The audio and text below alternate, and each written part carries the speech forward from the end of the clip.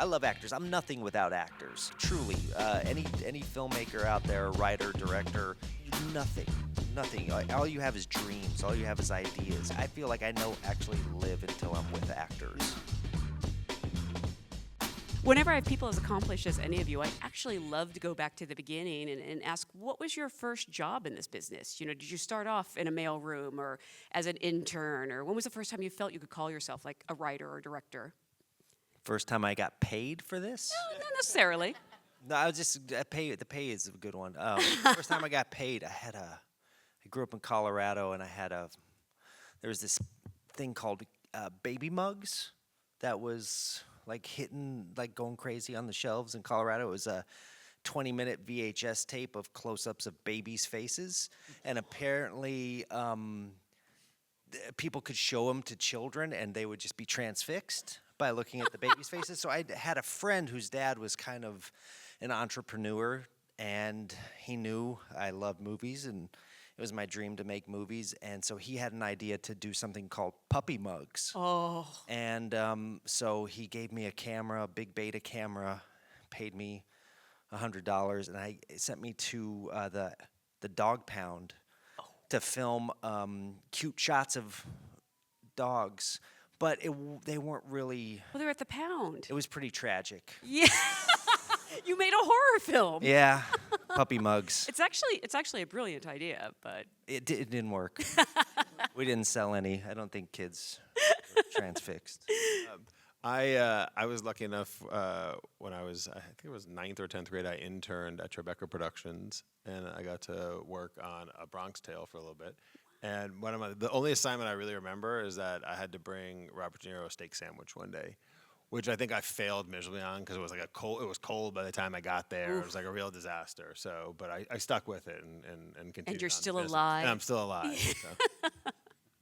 My first job, I worked as a casting assistant in London for musicals, and I would run the open calls, which, I mean, I don't know, like, nothing really prepares you for random people off the street singing like Les Mis, like, that cannot sing, and it was like real training ground for like your political faith.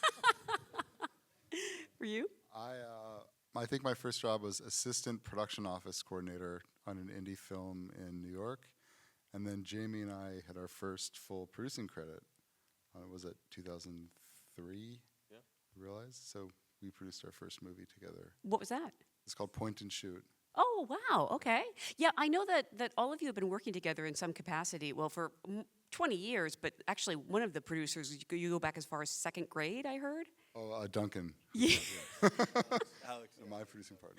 That's wild. I mean, what's the secret to keeping a harmonious set and this working relationship for all these decades? Who said it was harmonious? Exactly. Right? You're here. It's family. Yeah. It's just family. And one of the things that happens when you work with family, like, it's not like having a first date where you're trying to impress someone anymore. When you work with family, you kind of show the worst side of yourself, and you know you're still going to be loved and embraced. And I think we all feel that way about each other. Aww. It was really wonderful, and it wasn't just us; it was our whole crew. We'd worked together. We had worked with most of our crew, our heads of department, since Hoff Nelson, and then we brought them to Blue Valentine when we worked with Derek, and so it was like a real reunion of old friends, and it really did feel like a family making a movie again, like the summer camp version, except now we're all like older with kids,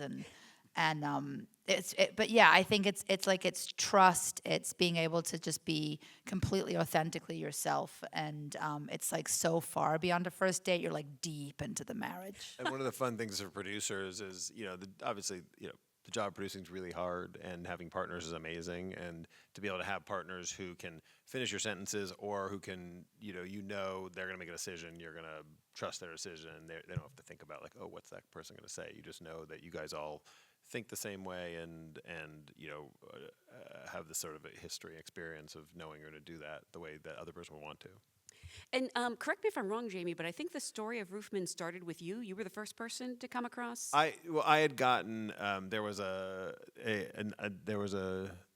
someone else had given me a script for it that I kind of heard the idea for. I was like, oh wow, Derek's gonna love this, and I said, Derek, there's this project, and talked to him about it, and he said basically that's wow. He's like, that sounds great. I don't really, but I'm not gonna read the script. I'll start over from scratch. So I just have trouble reading. I get I don't it. think I've Yeah. I don't think I've ever read a script. I've never read one of yours, so it's fine. Thanks. So it was just the idea that grabbed a hold of you. It was the idea, yeah, but yeah, because I had made like a series of pretty heavy-duty movies in the past, and they were kind of The serious. understatement of the century. Yeah, and I felt like with my last thing that I'd done, I know this much is true. I felt like I had kind of completed some sort of cycle, some chapter, and I was I've just felt like a catharsis, and so I was looking for something. I was looking for something to kind of reignite the kind of passion I had for movies. The kind of movies that I grew up with in the '80s and '90s. That showed kind of like the possibility of movies, that what movies could do. And then when I heard this story about this guy who robbed 45 McDonald's, but made sure everyone had their jackets on before they went into the freezer, and then when he got broke out of prison, it wasn't like he went and hid in a forest like Rambo. It was like Toys R Us. So I was like, okay, this is tonally kind of interesting here to play in this. And so I talked to the guy, but I didn't know if there was anything there, so I talked to the guy. He's in a max security penitentiary in Raleigh, North Carolina. Is he? Has anyone checked lately? Oh yeah, he is. I just talked to him a couple days ago. Yeah, He's very slippery. he is, but he's in. Okay. And he's in.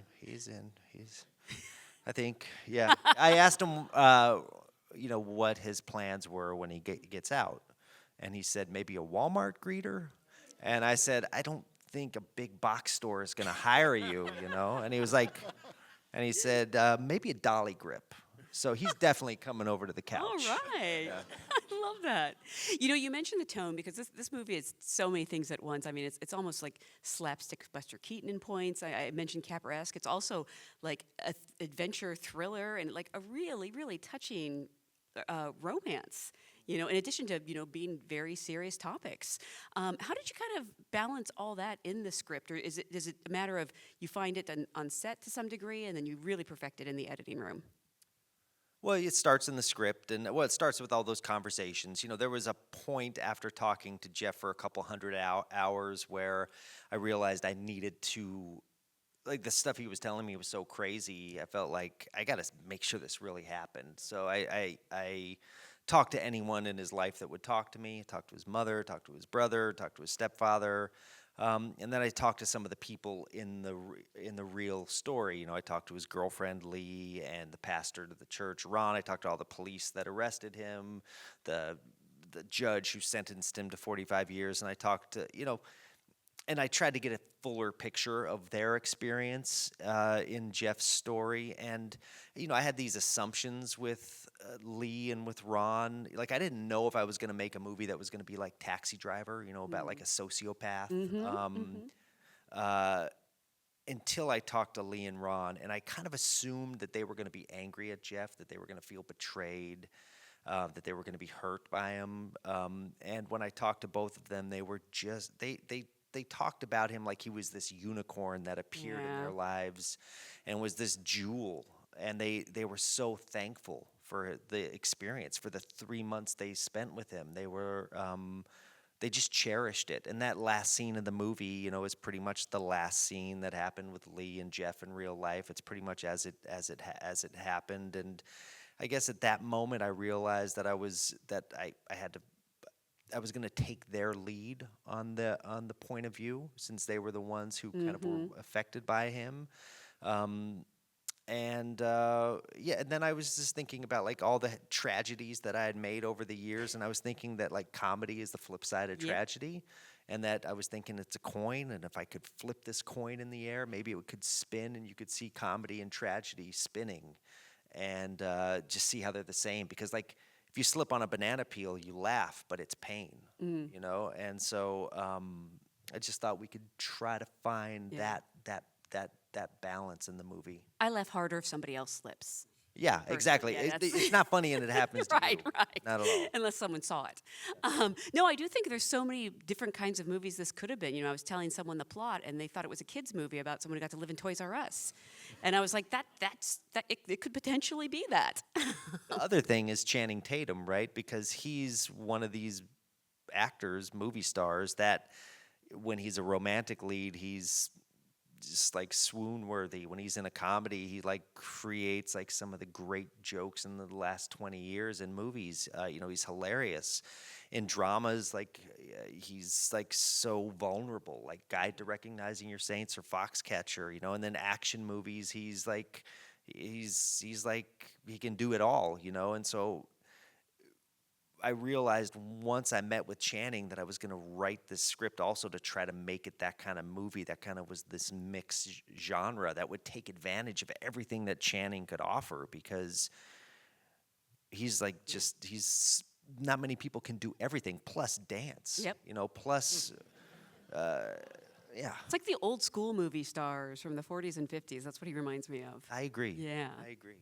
And I'm curious because as producers, I think, I could be wrong, but I think you've all worked on projects that were based on real events or involved real people. How does that, you know, change your approach as a producer, or does it? Do you just approach it as another story?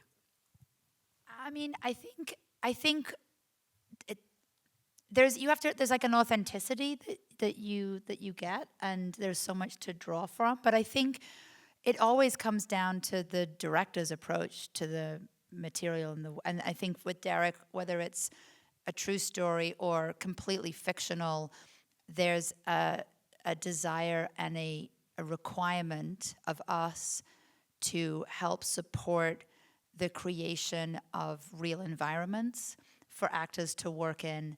And that includes the sets, that includes the way that you shoot, the order of the days sometimes, and then all the extras that a filmmaker like Derek does for his actors that put them in as real of a situation as possible. And so all of Derek's movies have had real people in them. There's always that combination of real people and then actors. And in this one, a lot of those real people also were around at the time. I mean, Derek spent a lot of time interviewing Pastor Ron and Lee and everybody else, and then they're not playing themselves, but they're all in the movie playing other characters. Really? And so, you know, Pastor Ron he's the pawn shop owner that, like he said, you know, and so, and Lee is like the crossing guard when Jeff picks up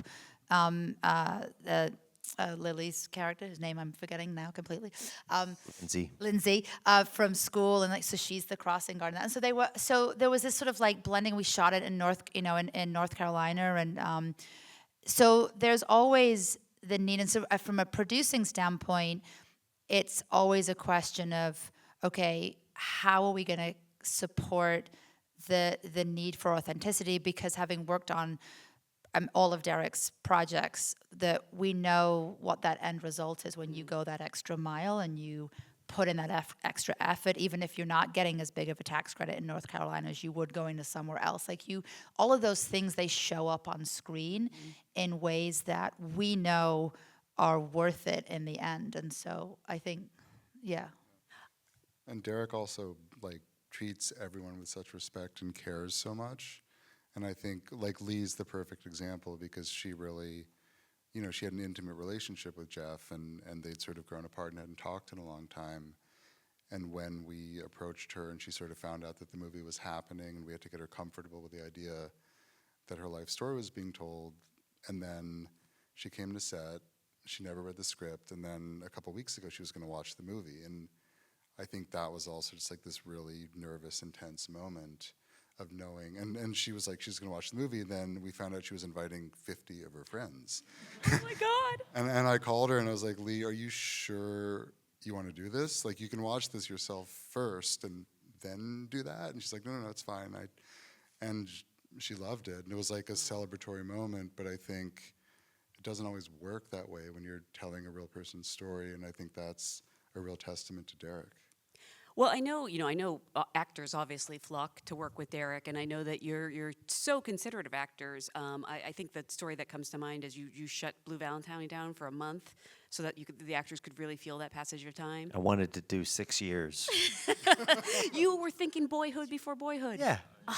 Look at that. Why couldn't you guys do that for him? We failed as producers. Let's face it. Yes, clearly. No, but I am curious. I mean, you because these movies turn out great, and they have, well, not the movies have a happy ending, but the story of making the movies have a happy ending. When you hear something like that as producers, are you behind him from the start, or is there part of you that just shudders a little?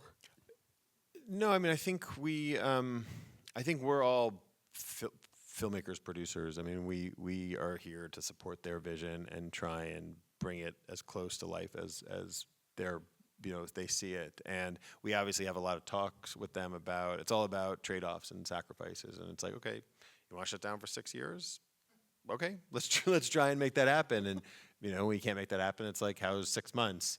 How's 1 month? But and to me or to Lynette or Alex, certain things may not make as much sense, but at the end of the day, in working with Derek, I mean, we come to the table and we say, here are the options that we can do. North Carolina is the best example on this. It would have been much easier to make a version of this movie in New Jersey or South Africa or, someplace else.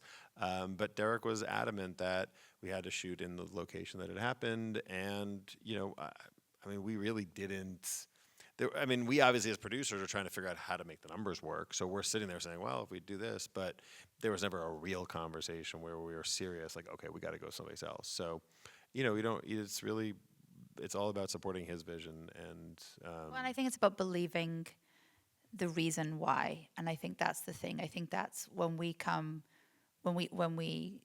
work with Derek, it's because we believe in him. We believe that if he's asking for something and saying, I understand that this might be more cost effective, and then that could buy me this and this and this, but I believe that what I'm going to get is this. And so there's always that dialogue, and it's not that we don't question it. We question everything. We question all the choices and every decision, and sometimes it's like challenging, but I feel like we always get to a place where if we really feel like, okay, like we really hear him, we've got to make it happen. We've got to figure it out. Let's go figure it out. And one of the even a better example is on this is that Derek, really the most important thing for him was finding a Toys R Us to shoot in. Yeah. And there aren't Toys R Us left in America. There's some inside Macy's, and they're now actually coming back a little bit, maybe because of our movie. This is great cross It promotion. is. Jeffrey has been crushing it on Instagram. I don't know if you're Really? follow Toys R Us on Instagram. It's hysterical. They should But put like fake people inside Toys R Us's. We got a lot of fun stuff. Just we're wait. doing with them. But Derek was like, great, we found a Toys R Us and an old, abandoned Toys R Us that we can use. And it was great. And we show up to this Toys R Us. There was like 7 tiles outside, and there was a faded sign. And then there was nothing inside. There was no floor. There was no electrical. There was no light bulbs.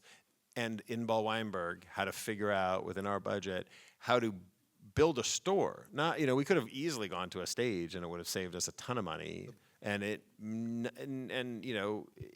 lot of other filmmakers would have said it's not going to make a difference. But to Derek, being in a Toys R Us that had the DNA of a Toys R Us, even if we were putting in 2,000 light bulbs. And the best part of it is, of course, like restoring a completely, and like all the copper had been stripped, like everything had been stolen from the inside. And my company was cash flowing prep. And of course, we had to start the Toys R Us like long before anything else was real. And I remember like Don and I were like, well, if this blows up, we'll have a fully functional 2004 period Toys R Us that we could try to sell to get our money. But yeah, so we were building it with like no bond closed, sort of like. I love you guys. Mostly figured out. I had just turned 50, and people have like midlife crises, and some people buy like Ferraris, and for me, I wanted to get a toy store. Yeah. And you guys made that dream happen. Is it still That we there? Because did. it would. No. It took so long to build. It was like the steamship in Fitzcarraldo, pulling it over the Literally. mountain. Only it with was Tickle Me Elmos. yes, it was impossible. But you had to find all those Tickle Me. I All those toys know. are period. So The good news is you can sell them off, and there's your budget. well, we donated a lot, and Lots of donations. but we had to go to eBay and just you wouldn't believe how many toys it takes to fill up a Toys R Us. That's a lot of toys. But the reason to do it, and first off, good producers I think aren't yes people. You know, they don't. We have to we discuss and fight, and there's conflict on a lot of the stuff we go over. But it's like we always end up in the right, and it's just not just like my ideas.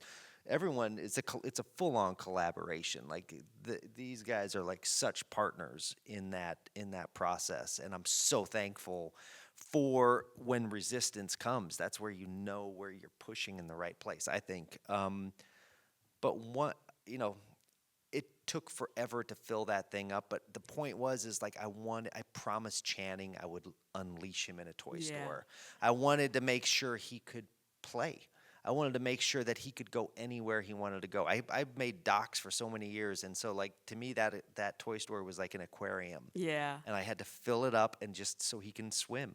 And then crazy whatever Jeff Manchester. I talked to him a couple weeks ago, and he was saying, "Hey, I saw the movie poster." And he was like, I saw there's like a picture of Channing in a pair of Heelys in his underwear with a pool floaty around his waist and a teddy bear on his shoulders and sunglasses on. He was like, where'd you get that idea? And I said, well, built this toy store, and I was setting up a shot, and Channing just came around the corner, and he looked like that. And so we shot him. Wow. And Jeff says, I'm so happy to hear that, because when you live in a toy store for 6 months, it really connects you to your inner child, and I'm so happy Channing got a chance to connect to his. Yeah. Another big thing besides the Toys R Us was shooting on film. Yeah. And that was something. And again, as producers, I mean, as Derek said, we don't say yes to everything, and it's just like, okay, if we're going to shoot on film, this is what it means. And and he's got his reasons for why he wants to choose a format, and someone who knows formats really well. It's not someone who's just like everything has to be on film because it has to be on film, and so that was a really important thing to him as well. We touched on Channing, obviously, but you do bring out such great performances from actors. Like so many of their actors do their best work with you, and they're great actors to begin with. In addition to like Kirsten Dunst, I know you have some like sort of repertory players. I spotted Emery Cohen and Ben Mendelsohn. Thank you for letting him sing, by the way. Thank you. Yeah, Yes, I didn't know I yes. needed that. Where did you sort of like develop that rapport with actors or that respect, or did you have any acting experience before? No, my first student feature was called Brother Tide. I don't think I knew anything about actors when I made it. I was trying at that point. I'd heard the Wild Bunch had 1,600 edits, and I was trying to beat the Wild Bunch, and I made like 1,640 edits in that movie. And then I showed it at Sundance Film Festival, and there was like 6 people in the audience, and I realized that 6 people care about how many cuts I can do, and that and then when that happens, when you have something that's kind of a failure. No one's like rushing to give you more money to do anything. And so I kind of got put on the bench, and I started writing Blue Valentine, and I was just in the first 10 drafts of Blue Valentine in 1998. Those would have been very much more like controlled films. But no one would let me make it. And I thought I was cursed for so many years. And I started making docs. And when I started making docs, my idea of a filmmaker just changed, because like I had this image of Cecil B. DeMille, right, with the megaphone, and he's speaking to everyone, and it's all about his voice.